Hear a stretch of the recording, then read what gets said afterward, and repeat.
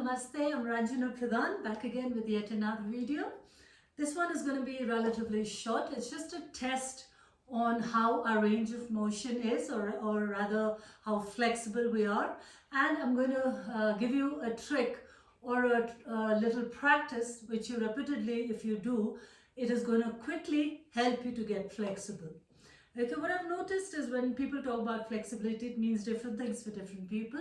But one thing is very clear. If we talk about how flexible we are, it straight away goes into the practice of touching your toes with our fingers when we're standing up. So that is, the more flexible we are, the easier it is for us to touch our toes with our fingers. Okay, so that we will try. I will give you a trick which is very, very helpful.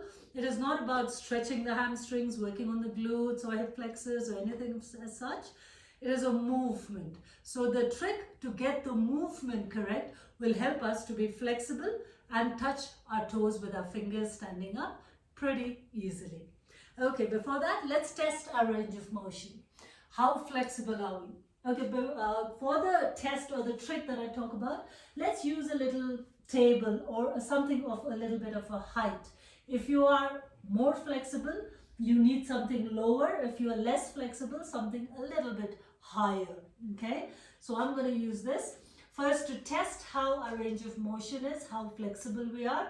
We're going to just lower ourselves down to see how far we reach, so that as we practice, we notice our progress to see whether we are opening up in our body a little bit or not. Yeah.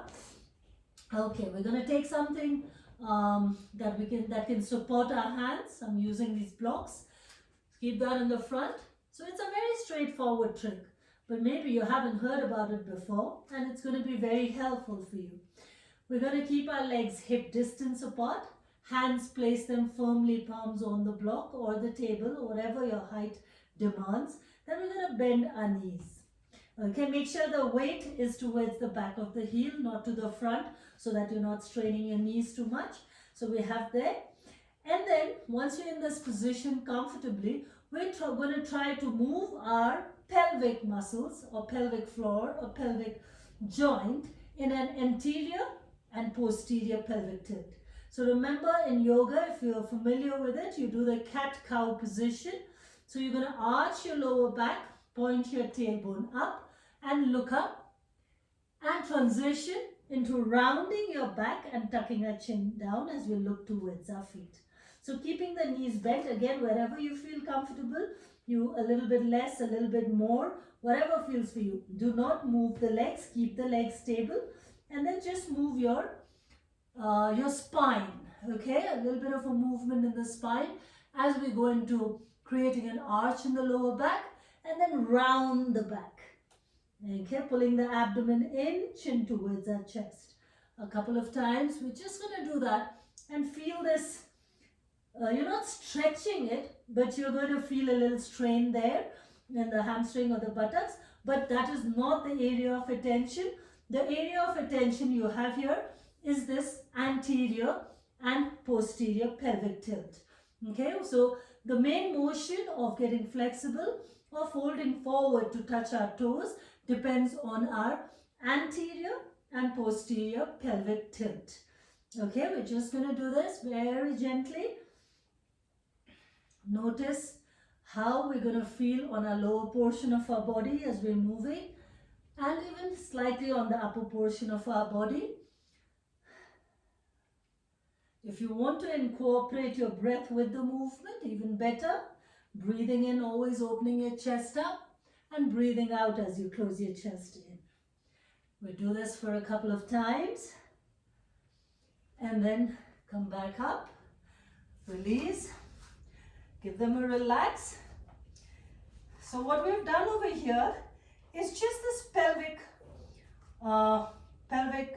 muscles. Okay, we've just monitored or got our muscle memory for the pelvic floor to go into an anterior and a posterior pelvic tilt. So what people normally do, which is what I've noticed is a mistake when they're folding forward, is they pull their stomach in, they round their back when you say touch their toes, and then they go slowly down. So here what happens is you're tightening your abdomen muscles, you're rounding the back. So it's quite difficult to get down. So it's not as easy. But what in correct theory you're supposed to do is go into a posterior pelvic tilt, wherein you are going to take your tailbone lifting up, your hip bone jutting downwards. Okay? So instead of taking the tailbone downwards, you're lifting the tailbone up and the hip bone down. So as soon as you do this, now as you lower your upper body down, it gets much easier for your abdomen to go towards the thigh and your hand easily touches the toe. So this movement of anterior and posterior pelvic tilt gets easier and recognizable for your body when you are practicing in this motion, in this action. Yeah?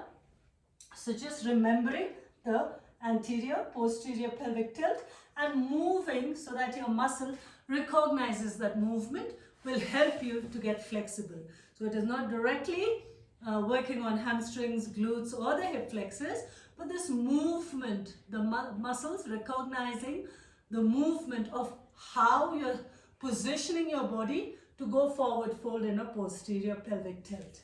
Like we're sitting in Paschimottanasana. The same thing, forward fold again, but sitting down this time.